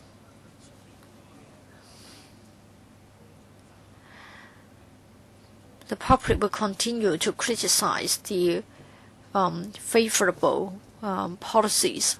So by splitting the business, I think you can try to make some adjustments by redistributing the shareholding arrangements. So I just want you to try to address the problem of balancing the various operators. For the technical challenges faced by East Kowloon Line, I would defer to the Director. For the governance of the MTRCL, I can appreciate the concerns behind Mr. Wu's question. I think you are trying to restructure the business so that the transport business will be focused in one corporation, while other businesses will be in the hands of another or other companies, to see if it can sort of open up more room to maneuver. But of course, it's a listed company and the government is one of the major shareholders. There will be difficulties in splitting the business. In my first round of replies, I've already said that I can't sort of give you an answer off the cuff as to the fare adjustment mechanism. Of course, I have observed the criticisms in the community. Many suggestions have also been made. I think what you're going after is that any fare adjustment mechanism must be perceived to be fair. I think the public would like to see that the fares won't just go up and not come down. Now, the MTRCL isn't an ordinary listed company. We are the major shareholder. We own 76% or more of the shares. Therefore, we know it clearly, and there is this public expectation. That is, the MTRCL is a listed company with a public objective. So the corporate positioning cannot disregard this point as well as the public aspirations. In the future, I hope that the MTRC will improve and perfect its corporate governance structure. And in determining the fares, I'm sure they will take heed of public input. While this is not an occasion to discuss the fare mechanism, it's a complicated issue. But anyway, the administration notes the community's views on fares. Can I follow up? So does the administration have any concrete measures to ensure that the MTRC shoulder its corporate responsibility and to strike a balance between safeguarding public interest and safeguarding its shareholders' interest? The MTRC said emphatically in the past that they have to take care of the shareholders' interest. Brief reply from you, Secretary, please. Historically, now what happened has already happened. The MTRC was established by the government, and the government is a majority shareholder, and there are small shareholders. Small shareholders' interests have to be safeguarded as well. So that means that the majority shareholders' interests cannot override the small shareholders' interests, and the vice versa is true. So we have to strike a balance here, and we must ensure that the MTRC is there to provide quality railway service. Mr. Lau, can you talk a bit about the topographical map? Mr. Wu would like to obtain information on the topography and geology. Perhaps later on we can provide you with the information. Now, on the challenge of the Kowloon East Line, there are several actually, because it would be going underground, so the construction work will be a little bit difficult to carry out. We do have confidence in that regard. Talking about the Chiwon-san station, at that time we weren't able to find a level which were good enough for building a station, even at a level 80 meters underground. But then for this particular East Kowloon line, and we have been able to, we're confident of finding a solid level 40-50 meters underneath the ground level to build a station. So that could be overcome, the challenge could be overcome. Now, second question is to build a station and railway in densely populated areas. And actually, many of the rail lines are located within densely population areas, so we hope that that can be overcome too. Third is to find a location to build a train maintenance depot. An independent depot is needed. Now, at Fushan Sports Ground, Changguan-o, some areas in Changguan-o, I think these are areas suitable for building this depot. But we have to then discuss with the residents to see if the proposals are feasible. Mr. Michael Tan, followed by Mr. Tan Ka-piu.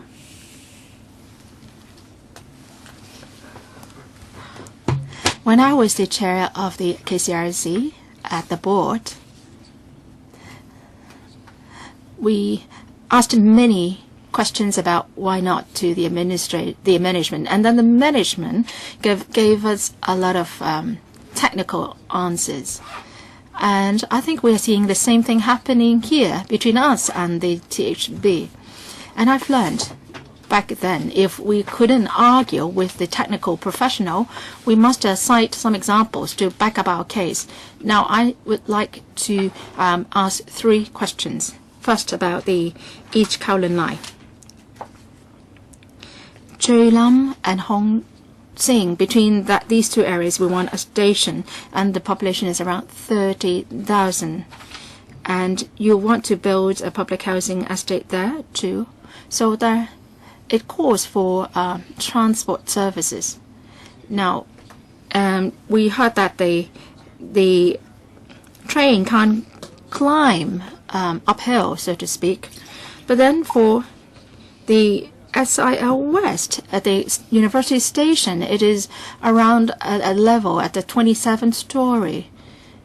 And then there are also similar examples in overseas jurisdictions. You can take passengers through a lift which can accommodate some 20 people. So that can be done. So how come that this is not feasible in this other spot at the East Kowloon? I think technically that has already been overcome. Well, in worldwide, I mean, stations can be built at a level 20 or 30 stories high. So if you don't have the answer today, please supply an answer later on. Secondly,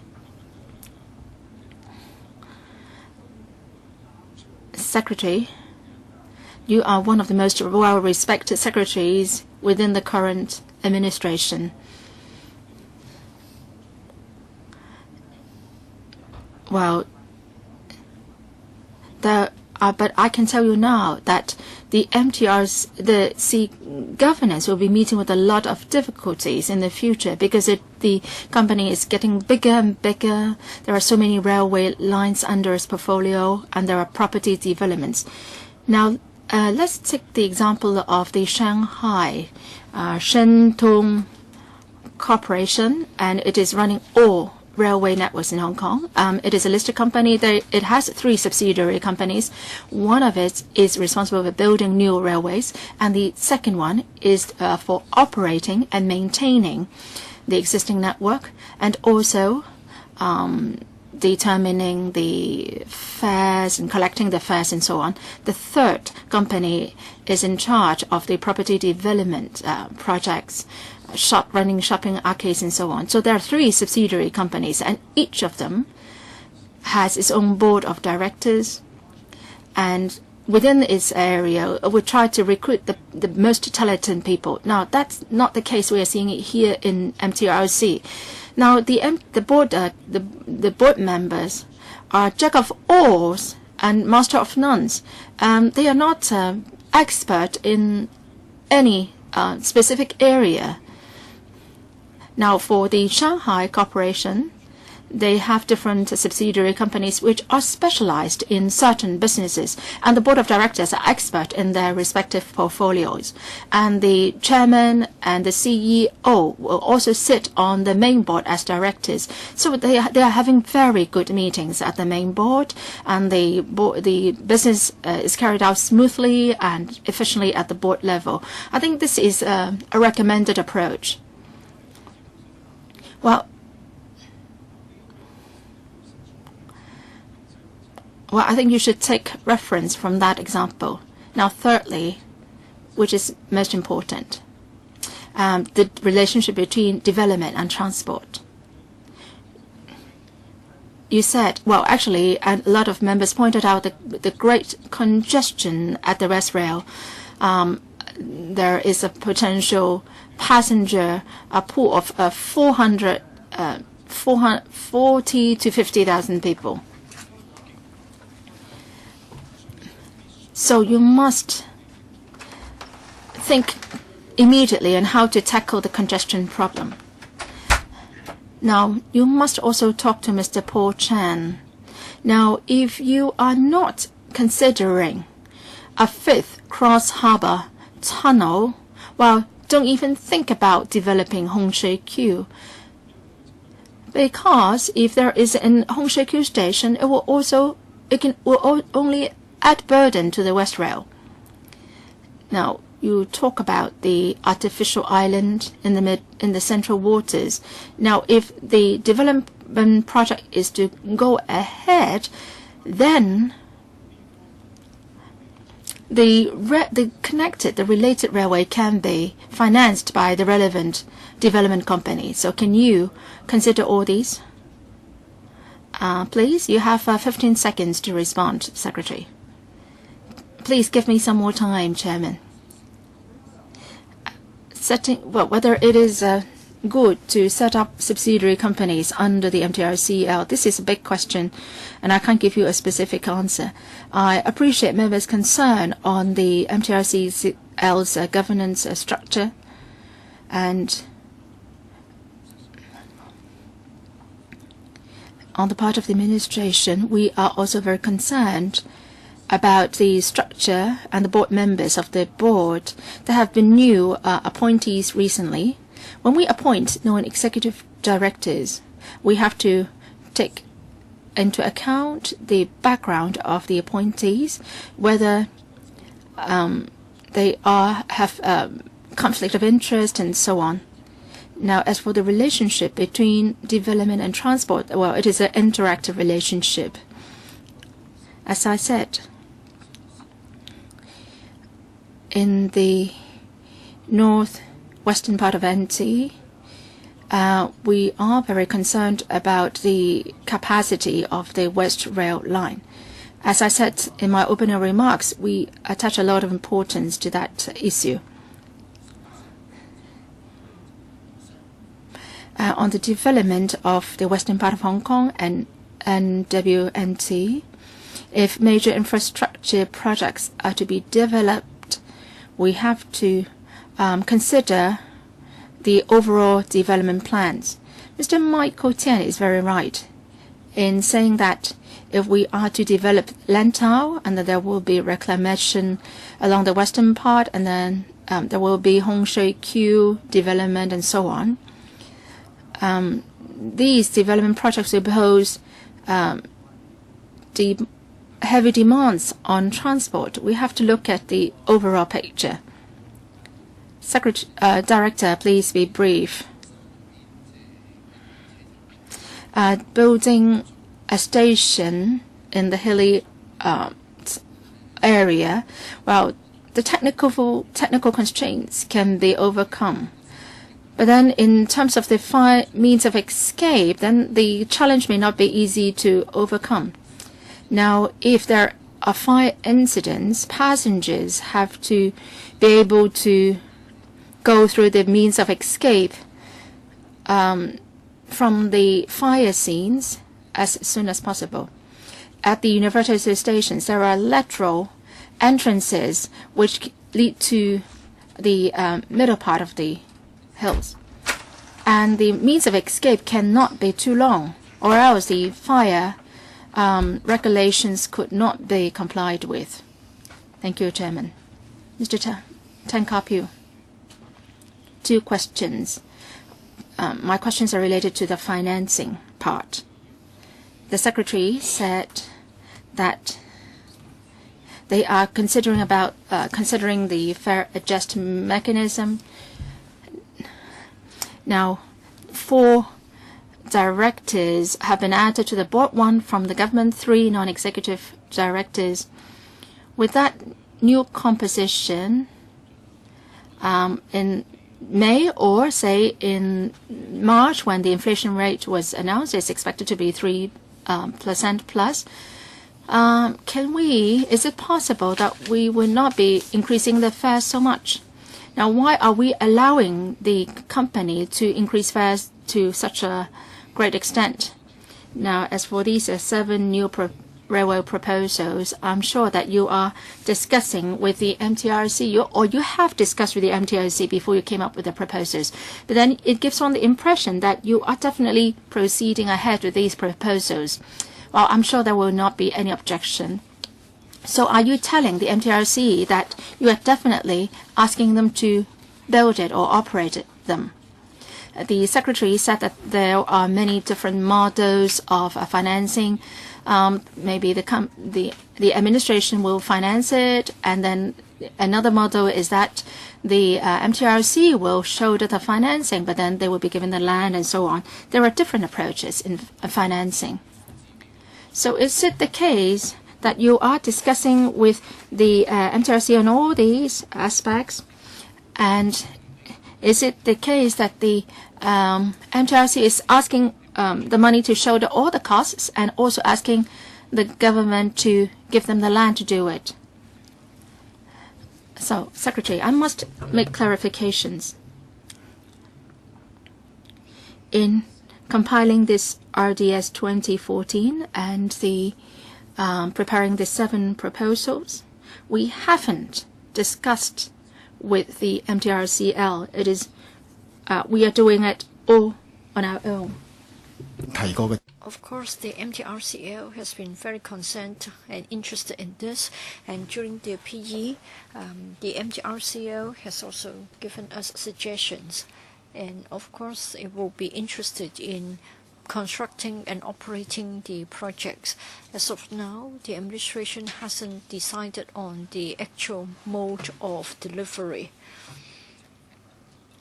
Of course, we have to honor the operating agreement signed with the MTR in year 2007. If it is confirmed that the MTR can, by way of ownership, operate the rail line, then it will be operated by it as an extension. And then as to whether land and other details are involved, we haven't yet moved on to that. In due course, we will be liaising with the MTR as to the fare adjustment mechanism. This isn't just an administrative arrangement. In the year 2007, when the government signed the operating agreement with the MTR, this was part of it, and it was also confirmed at the AGM of the shareholders. The mechanism has a number of components, and the mechanism has legal effect. So, as I have said, it isn't a simple matter. I am, of course, aware of the community's concern about the mechanism. We'll try to make it better.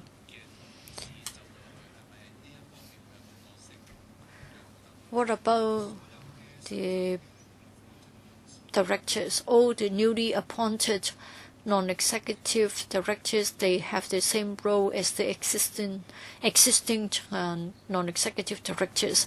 They will all be concerned about all sorts of business of the MTR. May I ask one more question about the financial side? For the 7 projects, you will finalize the design before you come back to the LegCo? Or are you going to work through this as a platform so that once every 6 months you will report to us about the progress, including the financial position, so that we get an overall picture? Mr. Chairman, it will be difficult for me to comment on how we are going to handle the matters together with the subcommittee, but I'm sure you are concerned about anything related to the development of the railway project. Every quarter we come back to report to you on the progress of the 7 projects underway. Now, the 5 projects. For the 7 projects included in the RDS, for the alignment, location of stations, how and where, we have to turn to the public to seek their views. We need to look at the engineering, feasibility, planning considerations, environmental concerns, etc. We have to be sure about such first before we can come back to report to you on the progress. But of course, we're aware of your interest in it. So in due course, we will come back to you to give you a report. Francis Yik, you have got 6 minutes. Thank you, Mr. Chairman. I don't need that much time. A number of meetings are overlapped today, so I don't know if I am asking a question already asked. Now, for the North Island line, understand that the administration would like to have the interchange option. You have our support, but then for many Chang Kwan O residents, they have told us that it is very difficult to get on board a train when they change the train at North Point. There will be many large residential developments coming on stream one after another. This will only aggravate the problem. For the WIL, it will be commissioned this year. It will only make the island line even busier. So they want to know whether it is possible to expedite the construction of the NIL so as to make sure that anybody coming out from Chang Kwan O line won't find the trains too crowded. Well, this was asked previously. Allow me to recap briefly. For the North Island line, the indicative timetable we have included here is already earlier than that recommended by the consultants. So you can see that we are aware of the demand for the NIL. And you know that the current island line is subject to increasing pressure. Now, for the MTR, between 2018 and 2020, there will be an enhancement in the signaling system, and that will enhance the capacity of the island line as well. We also hope that with the commissioning of the Central Wan Chai bypass and the SCL, we can achieve a redistributive effect. We will still be watching the patronage level of island line, and then the MTRCL would also make use of management measures so as to make sure that during the peak hours the capacity will be adequate. For anything suggested in the RDS 2014, we can't help but be giving very indicative timetables only. Mr. Yik, I want to follow up. If you visit the website of the MTR, we are told that the headway is 2 minutes at its shortest. But then I did carry out some timing exercise. In fact, the headway is only a minute or so during the peak hours. Of course, there will be constraints imposed by safety concerns. In 2018, there may very well be a new signaling system, but I want to know how short would be the headway. Maybe the director can supplement, but my understanding is that the headway can be cut even shorter, from 2 minutes to a minute or so. Yes, they have put it down as 2 minutes, but in fact during peak hours, if you try to measure the time, it's just over 1 minute. Well, I think we have to be aware of the safety concerns. That's why I'm worried. I just wonder by how much can they further reduce the headway. Now, if we have to open and close the train doors more frequently because of the overcrowding, then that will delay the journey time. Now, say for example, if the headway is 90 seconds, then it means it is very crowded. But currently it is under 90 seconds. In other words, it's almost reaching the capacity. I just wonder if they can enhance it by 10%, 20%, 30%. I think there must be a constraint because you always have the safety concern about the distance of 800 meters. The third round. Anyone asking questions for the first time? If not, then let me ask my second round question. Just now, I tried to find out from the STH. Now, for the West Rail, you can enhance the capacity by 14%. Michael Tian and myself have said that there will be a growth of 500 to 600,000 people in the population. So the 14% growth in the capacity, are you going to meet the current demand or the future demand? And then I hope that there will be a railway going from east to west. Yes, of the East Rail, you have got the West Rail, and in the future you'll get the Northern Link. But then you either have the connection in Shaanxi in the north, or you'll have the connection in Tsim in the south. When one of the rail corridors suffers from a problem, you will be in a lot of trouble. So I just wondered if you'll be more forward-looking and try to construct a connection in the middle. For Northwest NT,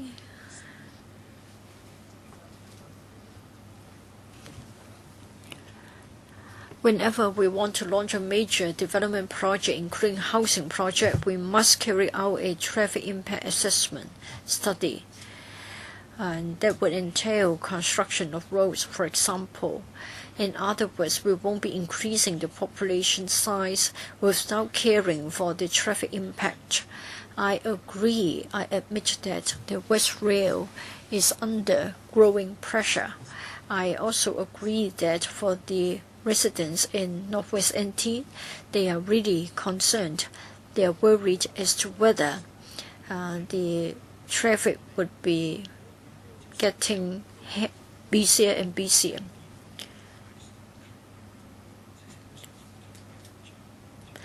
Now, the Chunwan-Tuen Mun Coastal Railway will be dropped, but it doesn't mean that we're not going to follow up on the problems of the West Rail as well as the traffic in Northwest NT. As I have said in my reply to Michael Tian, once we are firmer about the planning for the western part of Hong Kong, then we will take up all the matters together. For the railway network, other than the Northern Link, which will serve as a link between East Rail and West Rail. Well, in the past we said there should be Tuen Mun, Tsuen Wan, and then linking up with the East Rail. Yes, we did give the suggestion to the consultant, but it wasn't taken on board. For longer term options, of course, there are many of them, but post-2020 up to 2031, in this window, for the projects that we have preferred, we have already balanced the traffic needs, the development potential and plans, as well as the economic benefits. And we believe that the 7 projects are those that have got the conditions necessary. Yes, the consultants did consider extending the Tuen Mun Tsuen Wan Railway eastwards to Tai Wai so as to serve as a southern link. The consultants looked at the proposal, and it was found that the demand won't be that great. This is because most of the trips are from the new territories to the urban area, and the East Rail and the West Rail will be serving this purpose. For the East-West link, with the Northern Link in place, it means that to a certain extent we're able to meet the demand, so the residual may not be substantial enough to justify a new railway project. Mr. Tian? Allow me, sorry, if I may just have a word about the timing. Does anybody require a third round of questions? In this case, give you 4 minutes. I don't need 4 minutes. Allow me to speak in the capacity as a former chairman of the West Rail. I think this is like a sand glass.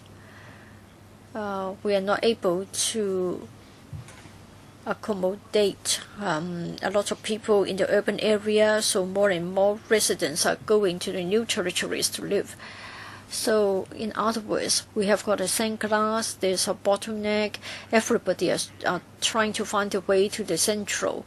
Now you are going to have a new business area in East Kowloon. Probably in the western part, either we do it on an artificial island or we do it on Lantau. In other words, all the railway lines must be going from north to south. That would be the main stream. And then we have the northern link, southern link, that would be fine. Well, for something in the middle, I'm sorry, but I have to say that it is not going to help with the commuter traffic because it is not going to take people to the urban area. In the west, we must have something crossing the waters to take people from Tuen Mun to Lantau and the urban area. If we haven't got the artificial island in the central waters, then it won't work. If you deny people the access from Northwest NT to the urban area, and if you also put in place Hong Shui Q, new development area, then we are all stuck. Please talk to your boss, that is the CE. Let me talk to the Director of Highways. You refer to the case of Choi Lam. Our idea is that between Lohas and Choi Lam, there should be a Hong Choi station. Please compare the case of the Hong Kong U station. They are going to use lifts to take the people up and downhill. Now you're saying that the distance will be too long and it can't be done in the same way. Now, if the gradient is too much, that means that people have to run a long way to escape from fire. Now, if the gradient is okay, then there can be a rail line. Now, if the gradient is high, that means that we can have an exit middle of the way, and then it will be easier for people to escape from a fire. That means they only have to run a short distance only. So please give us information why this is feasible in University Station and not feasible around Choi Lam. Can you give us that information, Secretary or Director? Perhaps I have not made myself clear just now. Well, I am referring to a general case just now and not targeting Hong Sing. Well, I'm asking a question on a specific case, but you are answering in a general case way. As I said, had Hong Sing Garden and Choi Lam Garden, they are just 500 meters and 800 meters away from the Po Lam station. The consultant believes that, given the short distance, is it worthwhile to build a new station? So there are doubts on that. So we've never considered building a Hong King station. As what Mr. Michael Tian said, technically it may be feasible, but then we need further study, further detailed study. Thank you, Chairman. All right. I think we have discussed at length this topic, so let's end the discussion here, AOB. And that is about the extension of the period of work of the Subcommittee on Railway. Now, the relevant paper was submitted to or circulated to members on the 20th of October, and it was endorsed. And then the paper was also circulated to the Transport Panel, and we've been given the green light for the topic to be considered at the House Committee meeting on the 31st of October. Now, if the House Committee agrees that the Subcommittee should continue with this work, then we will go by past practice of holding a meeting once every 2 months. If needed, a special meeting can be held. And generally, the meeting will be held at 10:45 on the first Friday of every month. Now, later on, the clerk will be providing a paper on the timetable for members' consideration.